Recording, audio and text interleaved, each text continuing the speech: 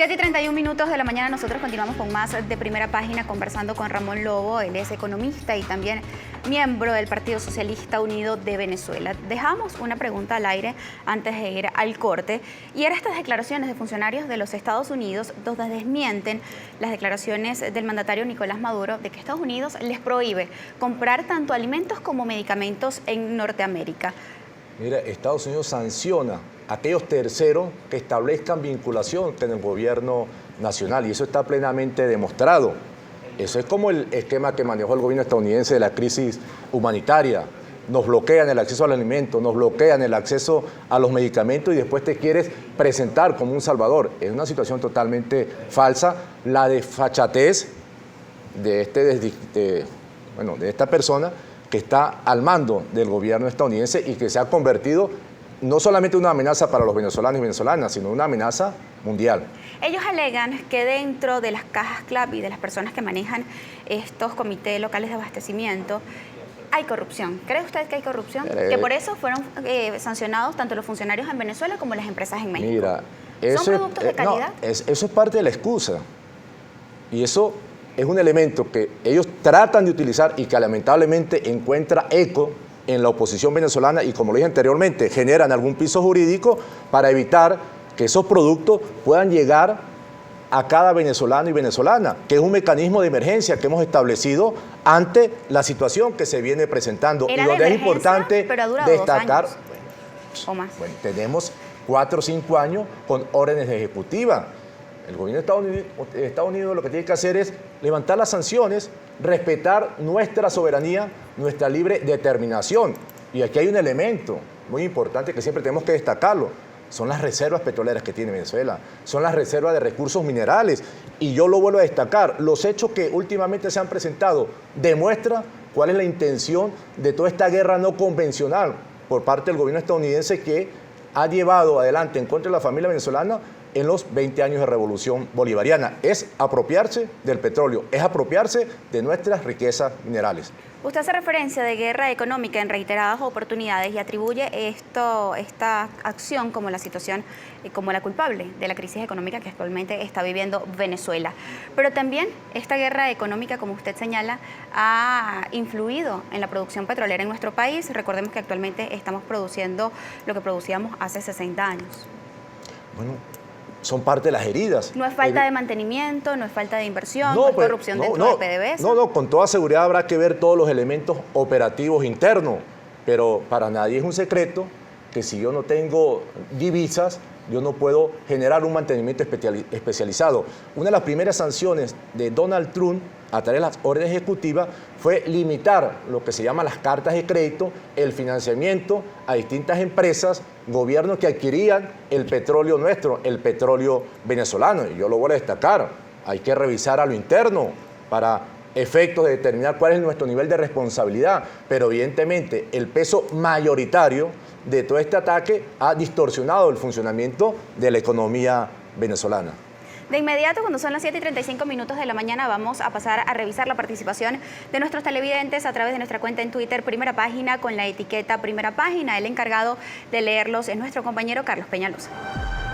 Bien, revisamos sus comentarios. Comenzamos con Luis Méndez, @LuisMM1001, que nos escribe: con un salario mínimo más un bono del Estado y una caja CLAP, ¿usted considera que el venezolano puede sobrevivir? Ya que si lo sumamos, no supera los 150.000 bolívares. Es sumamente difícil y es lo que nosotros estamos planteando. Sencillamente, levántenos las sanciones, permítanos la recuperación del aparato productivo nacional y vamos a incrementar la oferta. Eso no es nuestra intención, pero como bien lo he señalado, es una acción que desarrolla el gobierno nacional para lograr colocar a cada venezolano y venezolana, los más de 6 millones de familias, estos productos motivados al actual régimen de agresión que mantiene el gobierno estadounidense. Audrey Díaz también nos escribe, @AudreyPiso_Díaz. Buenos días. El señor Lobo habla del bloqueo y de la guerra económica que nos tiene en estas condiciones. ¿Dónde queda la corrupción, por ejemplo, la de PDVSA? Mira, eso que se determine. Eso es muy fácil tirar todos esos elementos así de manera general. Quien atente contra el erario público, quien atente contra el tesoro nacional expresado en distintas formas de organización que establece la Constitución tiene que asumir su responsabilidad, que se determine la misma y cada quien que asuma, pero eso no es la política del gobierno nacional. @Julio Quijada 1 también nos escribe: señor Lobo, explique cómo se puede hablar de protección al pueblo si con Chávez había una inflación muy dura y desde el año 2016 la inflación anual cerró en más de 500 puntos. El peor impuesto para un pueblo es un gobierno corrupto. Mira, lo hemos manifestado, lo hemos venido atacando y las cifras, y lo vuelvo a destacar, del Banco Central reflejan lo que han sido las heridas y evidentemente tenemos un proceso inflacionario producto de un ataque al mercado cambiario a través de la denominada página guarimbera que fijan un precio y una tasa de cambio que lamentablemente se ha internalizado en la población venezolana, pero que no refleja su costo real. De igual manera nos han limitado el acceso a los mercados internacionales, nos han robado recursos, nos tienen retenido más de 5.000 millones de dólares destinados no solamente a alimentos y a medicina, sino también a bienes intermedios que nos permitan potenciar el aparato productivo nacional. Lo último, Banco de Inglaterra, reteniendo más de 14 toneladas de oro que le pertenecen al pueblo venezolano. Bien, vamos a cerrar la revisión de la participación de nuestra audiencia con el usuario @trafficmerideño que escribe: habla del carnet de la patria como instrumento de salvación para algunos y si no lo tiene no opta por beneficios. ¿No es eso excluyente? Y hablan de inclusión. Hablo de una persona opositora sin posibilidades económicas. La cédula me hace venezolano, el carnet no. No, eso, quien quiere el carnet de la patria, nosotros hemos hecho esas acciones de afiliación de manera pública, en espacios, en plazas, y eso está a la disposición. Es un método, ¿verdad?, para definir el subsidio directo. Gracias a todos nuestros televidentes por participar siempre a través de nuestra cuenta en Twitter, Primera Página, con la etiqueta Primera Página. Señor Lobo, durante estas respuestas a la participación de nuestros televidentes, usted hizo referencia a la página guarimbera, que es el del dólar paralelo que circula a través de las redes sociales. Pero ¿cómo se puede interpretar que el día de ayer el Banco Central de Venezuela pues publicó cómo cerró la jornada del dólar en estas mesas de cambio y ya están en 11.262,48 bolívares? Esto no apoya también a la inflación en nuestro país, no apoya también a un golpe a los empresarios quizás y también a los venezolanos que deseen quizás comprar divisas para quizás tener un viaje, para disfrutar. Mira, el gobierno nacional ha venido estableciendo diferentes mecanismos para buscar un precio real de lo que es de la tasa de cambio. Y vemos cómo las páginas guarimberas, esto es lo que ustedes señalan como dólar paralelo, se utiliza como un instrumento de guerra, ¿verdad? Y nosotros lo que hemos buscado es generar las condiciones para poder que se dé un intercambio. Actualmente funcionan las mesas de cambio, prácticamente con una libre convertibilidad, pero esas mesas de cambio se ven afectadas también por las sanciones cuando han cerrado no solamente a los bancos públicos, al Banco Central de Venezuela, sino también a la banca privada, las corresponsalías, que nos permiten establecer una relación comercial con el mundo externo. La diferencia entre el dólar paralelo y, por supuesto, estas mesas de cambio son aproximadamente de 400 bolívares para la mañana de hoy. Entonces, ¿usted quiere decir que este dólar del Banco Central de Venezuela va a ir aumentando tal y como aumenta el dólar paralelo? Mira, se busca de generar condiciones que ha sido un reclamo que ha venido señalando los empresarios. Primero nos señalaban de todo el tema de la ley de ilícitos cambiarios. El gobierno la derogó a través de la Asamblea Nacional Constituyente. Después nos hablan de que existían limitaciones para acceder a la divisa. También el gobierno nacional estableció un nuevo mecanismo, pero aquí tenemos que tener algo bien claro.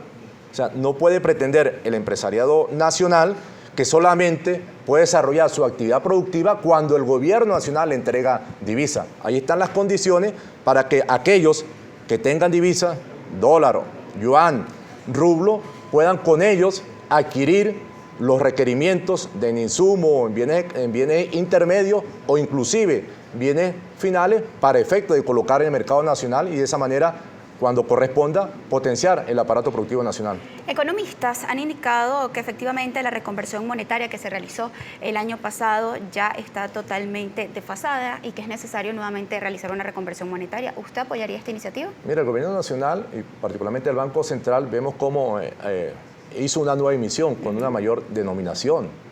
Yo vuelvo a destacar, hay un proceso inflacionario que, por cierto, ha tenido una desaceleración en los últimos meses. Ha tenido una desaceleración en los últimos meses, es lo que nosotros podemos reflejar.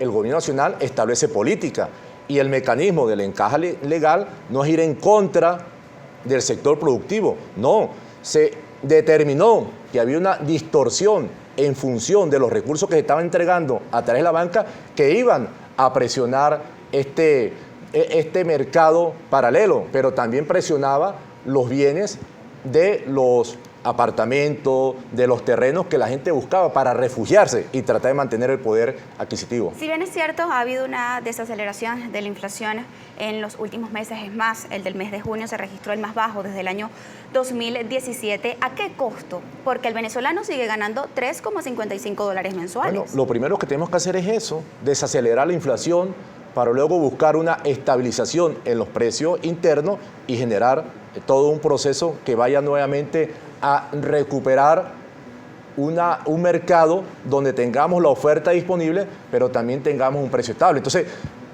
no le busquemos a veces tanto las aristas negativas. Veamos que en el mes de enero tuvimos casi 200% de inflación mensual. Es tremendo, altísimo. Y esa desaceleración, usted mismo está indicando cómo cerró en el mes de junio. Ahí hay elementos positivos que, por supuesto, tiene que verse reflejado en el día a día del venezolano. Y eso nos va a llevar un tiempo. Por eso es que necesitamos un nivel de estabilidad, de tranquilidad. Y por eso vemos las acciones constantes de la derecha venezolana de buscar la manera de mantener un escenario de incertidumbre para efecto de que los agentes económicos no tomen las decisiones que todos nosotros aspiramos. Usted en reiteradas oportunidades me ha hecho énfasis que es necesario de que el gobierno de los Estados Unidos pues quite las sanciones, tanto a funcionarios como PDVSA, que esta sanción comenzó en abril de este año específicamente contra PDVSA.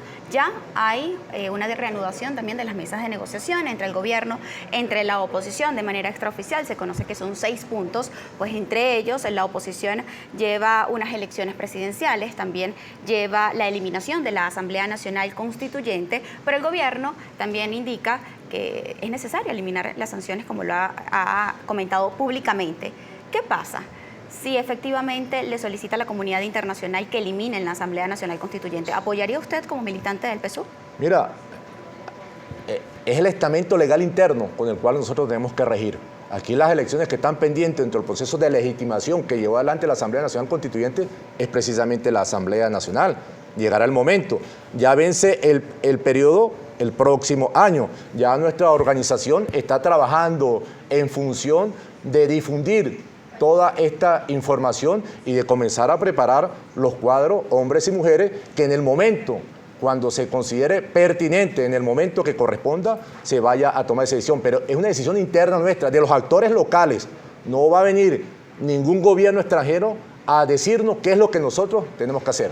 Usted es diputado de la Asamblea Nacional, pues su periodo culmina ahorita en el año 2020, pero quiero hacerle una pregunta. ¿Apoya usted esta serie de allanamientos de la inmunidad parlamentaria que ha realizado la ANC a diputados a la Asamblea Nacional? Mira, la inmunidad parlamentaria no puede ser utilizada como una patente de corso para delinquir, para vulnerar la Constitución. Cada quien tiene que asumir su responsabilidad y tiene que actuar adecuadamente. Hay acciones que van en contra de la patria.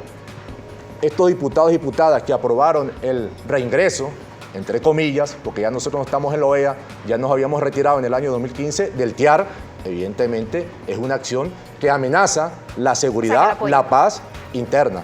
Cada quien tiene que asumir su responsabilidad. Estoy diciendo que la inmunidad parlamentaria no es una patente de corso para delinquir, para vulnerar la Constitución. Y si lo han hecho, por supuesto la Asamblea Nacional Constituyente toma esas decisiones en función de elementos probatorios y ahí estamos totalmente de acuerdo. Muchísimas gracias por acompañarnos. Estábamos conversando con Ramón Lobo, economista y también miembro del Partido Socialista Unido de Venezuela. Gracias a ustedes por participar siempre a través de nuestra cuenta en Twitter, Primera Página, con la etiqueta Primera Página. A esta hora ya somos tendencia en Venezuela. 7:45 de la mañana, una pausa y en breve continuamos con más.